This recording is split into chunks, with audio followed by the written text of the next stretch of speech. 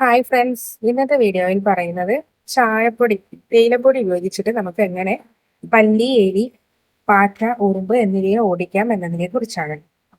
അപ്പോൾ നമുക്കതെങ്ങനെയാണെന്നൊന്ന് കണ്ടു നോക്കാം. അപ്പോൾ ഞാനിത് ഇതുപോലെ ഒരു പാത്രം എടുത്തിട്ടുണ്ട് കേട്ടോ.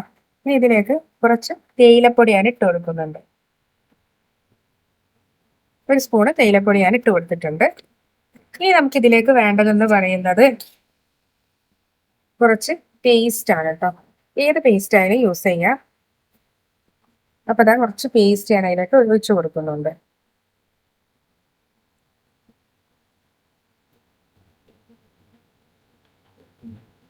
ഇനി ഇത് നമുക്കൊന്ന് മിക്സ് ചെയ്ത് കൊടുക്കാം കേട്ടോ. ഇനി അടുത്തതായി നമുക്ക് വേണ്ടപ്പോൾ തേയിലപ്പൊടി ഒന്ന് കട്ടിയായിട്ട് വരുന്നത് കാണാം. ഇനി നമുക്ക് അടുത്തതായി വേണ്ടത് മൂവാണ് കേട്ടോ. Pain balm. അപ്പൊ മൂവ് കയ്യിൽ ഇല്ലാത്തവരാണെങ്കിൽ നമുക്ക് വിക്സോ അല്ലെങ്കിൽ ടൈഗർ ബാമോ അമർദാജനോ ഏത് വേണമെങ്കിലും എടുക്കാം. അപ്പൊ ഞാൻ വിക്സ് ആണ് എടുക്കുന്നത്. വിക്സ് ഒരല്പം അതിലേക്ക് ഒഴിച്ചു കൊടുക്കാം. അപ്പൊ ഞാൻ വിക്സ് ഇത്രയും എടുത്തിട്ടുണ്ട് കേട്ടോ. ഇനി ഇത് ഞാൻ ഇതിലേക്ക് നന്നായി ഒന്ന് ആഡ് ചെയ്ത് കൊടുക്കുന്നുണ്ട്.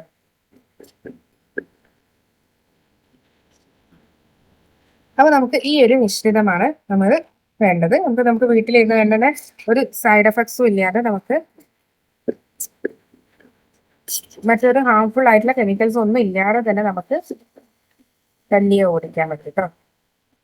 ഇനിയിപ്പോൾ ഇതിലേക്ക് വേണ്ടത് നമുക്ക് ചെറിയ കുറച്ച് കഷ്ണം കടലാസുകളാണ് കേട്ടോ. അതിനായി ഞാൻ കഷ്ണം ന്യൂസ് പേപ്പർ എടുത്തിട്ടുണ്ട്. ഇത് കുറച്ച് പീസുകളായിട്ട് നമുക്ക് മുറിച്ചെടുക്കാം. അപ്പൊ ഞാൻ ഇതിലേക്ക് കുറച്ച് ഒഴിച്ചു കൊടുക്കുന്നുണ്ട്.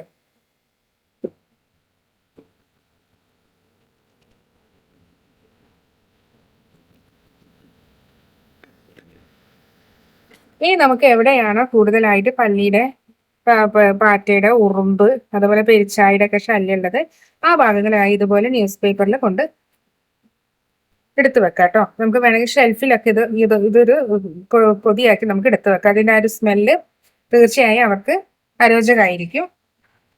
അപ്പോൾ ഇതുപോലെ ഓരോ പൊതിയാക്കിയിട്ട് നമുക്ക് വേണമെങ്കിൽ ഷെൽഫിലൊക്കെ യൂസ് ചെയ്യാം കേട്ടോ. പിന്നെ ഷെൽഫിൻ്റെ ഇതേപോലെ ഏതെങ്കിലും ഒരു അരികിൽ വെക്കുകയാണെങ്കിൽ കൂറയുടെ ഒക്കെ ശല്യം ഉണ്ടെങ്കിൽ അതൊക്കെ മാറിക്കിട്ടും കേട്ടോ. ഇതുപോലെ ചെയ്തെടുക്കാം.